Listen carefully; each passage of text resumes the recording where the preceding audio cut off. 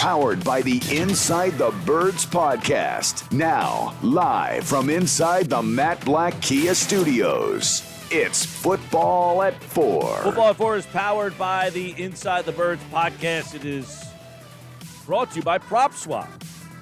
Where America buys and sells sports bets. Go to PropSwap.com. Download the PropSwap app today. Mike Gill. Andrew DiCecco at A DiCecco NFL from InsideTheBirds.com and the Inside the Birds podcast. Of course, powers this Football at 4.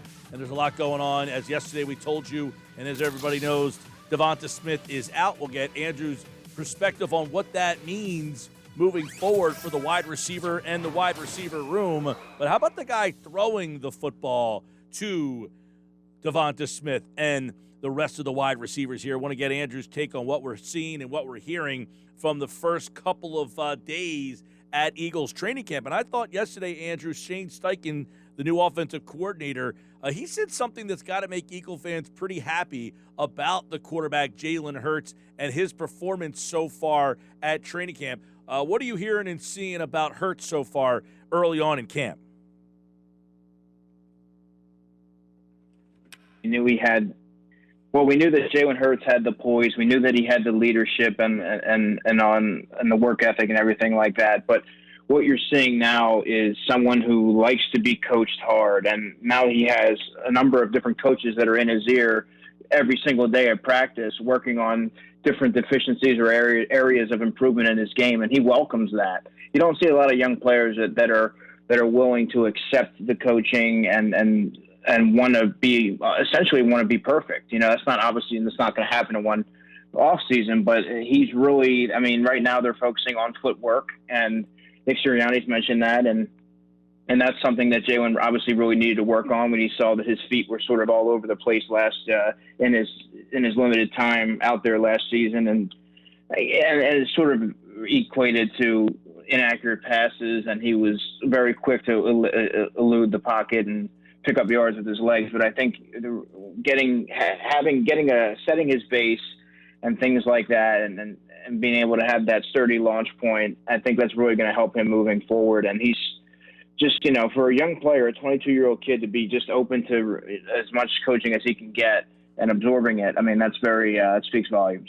Now, Shane Steichen, the new offensive coordinator, he said something yesterday, Andrew, that really stood out to me. And he talked a lot about he went in and zoned in on one thing about Hurts that he really likes. And I'm not sure that a lot of people got a chance to see a lot of that this last year because obviously they didn't have the weapons to do it.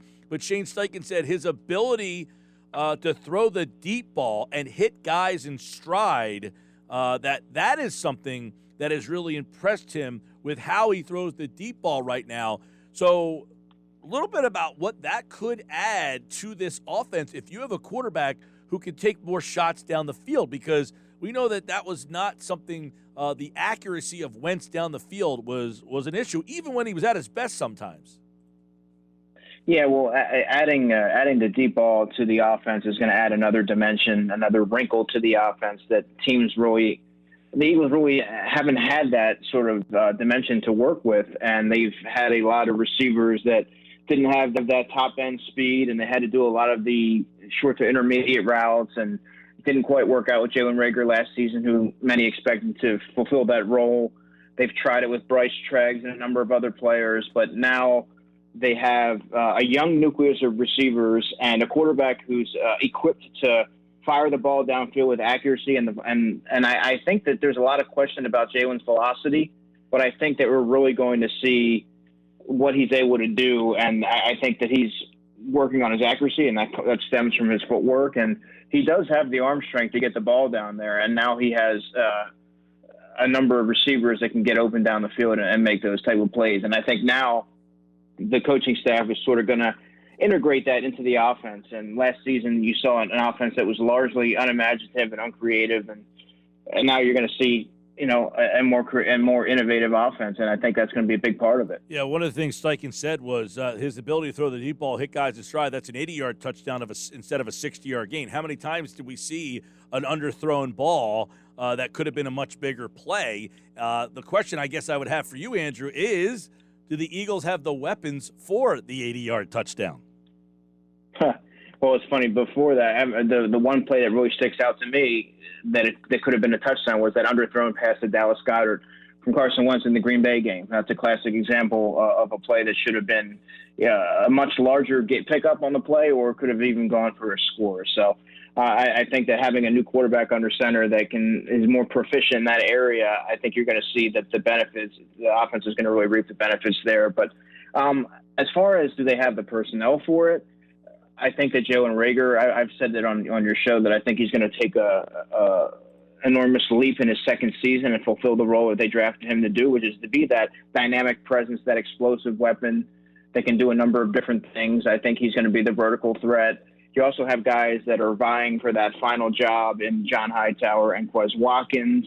And Devontae Smith knows how to get deep. I mean, many had billed him as that intermediate guy, and that very well may be his role. But he's shown that he can separate down the field and sort of create yards after the catch as well. So they have those guys. They have a number of guys there, and Dallas Goedert's a tight end who can get vertical as well. So they're going to have a lot more of a explosive element to their offense this season. Hey, I want to get your take on something that Hurts said as well, and you kind of touched on, but he mentioned that he prefers to be coached hard and prided himself on being coachable. I don't want to say he's taking a shot at Peterson, but Adam has been on the show and said he thought one of the things that Peterson did not do a good job on was developing younger players. They won with a veteran team, but when that team started to move on and they had younger players, we have been critical of Howie Roseman's drafts. Is Hurts kind of mentioning that, hey, these guys are coaching me hard and I like it, and that is something that should help the rest of this team? Yeah, if you read between the lines, I mean, that sort of indicates your point. That's a very valid point, because if you look at the roster, a lot of the young players, there isn't a lot of young blue chip talent that you really saw take the next step, and I think that stems from just the lack of development. And like you said, when they've won, it's been with a veteran nucleus. And in order for sustained success, you have to develop your young players. And I think now you're going to see. And that's one of the things that Nick Sirianni has sort of preached and driven home that point, that he's all about competition, development, and putting players in the best position to be successful. And I think now you're going to see a lot of these young players take a leap forward, because now they're going to be put in those positions to be successful, like your Jalen Reagors, like those young receivers that I talked about, possibly even J.J. Arcega-Whiteside. I still think that this is it's a last-ditch effort, but I think that this coaching staff, if they're going to be able to sort of find something that they can do, how he can help the team, they're going to. And they have a number of young offensive linemen to work with, and they've always developed because they were thrust in. They had to, and now you know what you have there. And I think Jalen Hurts is going to be probably one of the biggest beneficiaries of having a hands-on coaching staff that prides himself on, just taking the players' best traits and utilizing that. Yesterday, obviously, the news with Devonta Smith expected to miss 2 to 3 weeks, sprained MCL. So who gets an opportunity now to kind of step in and take advantage of some more repetitions that could possibly help this team down the road? Well, obviously, Jalen Reagor he's the clear answer, but I mean, he's a starter, so I'm not really considering him. When I look at guys who are going to benefit from Devontae Smith's absence, is going to be players that are further down the depth chart, like a John Hightower or a Quez Watkins, that ordinarily wouldn't have gotten those kind of the volume, those kind of reps with a fully stocked receiving core. And going into the preseason, there's only 3 preseason games, so these are the guys that really need these reps as they look to either audition for the Eagles and make a final roster push, or get some film on there for other teams to look at. And I think that John Hightower is a raw player. They're both raw players, but they both have different traits that are enticing to teams. And I think when you look at what John Hightower can bring, he gets open with regularity, but he struggled to track the football, and a lot of things that you see from players who are raw and sort of thrust in there when they're not necessarily ready to do so. The Eagles didn't have a whole lot of options. And then Quez Watkins is another player who you'd like to see him get a little bit stronger, but he's such an explosive, speedy guy, quick twitch guy, knows how to can separate as well. And I think he's going to be a dynamic presence there. And he's really opened some eyes in training camp. So those are 2 guys right there that I look to make that I think will make the best use of these increased snaps. There's two stories that I think are interesting, Andrew. I want to get your kind of perspective on. One, they're both basically because of injury. One is Davion Taylor and what he's doing at linebacker. All of a sudden, I mean, he was a guy that we were scratching our head, wondering where he fit. Well, all of a sudden, Alex Singleton is out because of COVID. Taylor's in, and what are we hearing about what kind of role he could have? Because I think each of us kind of were wondering whether or not he would ever be a regular contributor to the defensive side of the ball. Well, you always have to take these training camp, little nuggets. This player is breaking out. This player looks great. But you always want to take that with a grain of salt because many times that doesn't necessarily translate into the regular season. Yes, it's encouraging to see that, and he has been one of the bright spots this summer, or in the early goings. And as far as what his role is going to be, I think that still has yet to be determined. I mean, he still has a long way to go to unseat an Alex Singleton or even cut into his snaps. But I think that he's starting to show that maybe he isn't as far behind or isn't as much of a project as we may have been led to believe. Do I think he's going to step right in there and become a starter and an all-pro? No, I think it's going to be more of a gradual transition, but I do think you're going to see him carve out a role for himself, and I think that you're going to see the coaching staff look to find ways to exploit his athleticism and get him on some of these quick twitch guys, shifty guys, and kind of have him cover them up and just take advantage of his lateral quickness and just fluidity. I think that he has a lot to offer, and now it's just finding a niche for him and putting him in position to be successful. Yeah, I think that's something to definitely watch, as you kind of mentioned. And then the other one would be, not because of injury, but Josh Sweat and Derek Barnett and what's going on over there and how that could really change the outlook of this defensive line. Yeah, going into training camp, that's not necessarily a roster battle that many had circled or anything like that. But, like I said before, this really rings true to, I harken back to what Nick Sirianni said in his opening press conference and how he was going to, really promote competition and throughout the roster. He didn't limit it to any specific positions throughout the roster. And Josh Sweat, and I've said this before, even last year on your show, he's the team's best pure pass rusher. That's very evident. Now, Derek Barnett strikes me as more of an every down player, but he doesn't give you that flash, that burst. I don't know that he'll ever be a double-digit sack guy. Josh Sweat strikes me as someone who comes off the bench in a relief role and provides more of a burst. He's very athletic, long arms, good bend. He has everything you look for. Now it comes to the point where they have to look at and see if he can be an every down defensive end. And maybe you make Derek Barnett have to come off in a rotational role.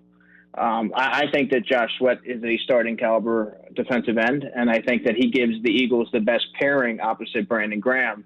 But, up until training camp, I don't know that was ever even up for consideration. I don't think that was ever really talked about. But now you're starting to see, hey, you know what?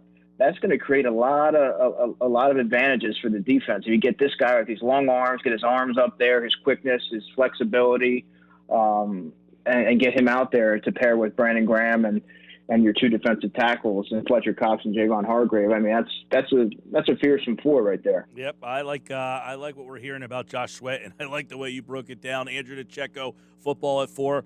A lot of interesting kind of things emerging. What are you hearing about Zech McPherson? And obviously the fact now that they don't have to push him into a starting role because of Steven Nelson. But I've heard some really good things about him up there as well.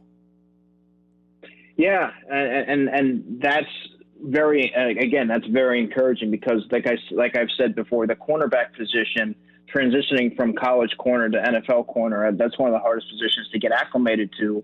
And now he's able to sort of gradually find his footing, if that makes sense, because he's not being forged by fire, knowing that there's no one else there. It's like, hey, you know what, man, you might have to be starting in week 1. And now I think he's able to really learn and not really feel a whole lot of pressure and just go out there and play football.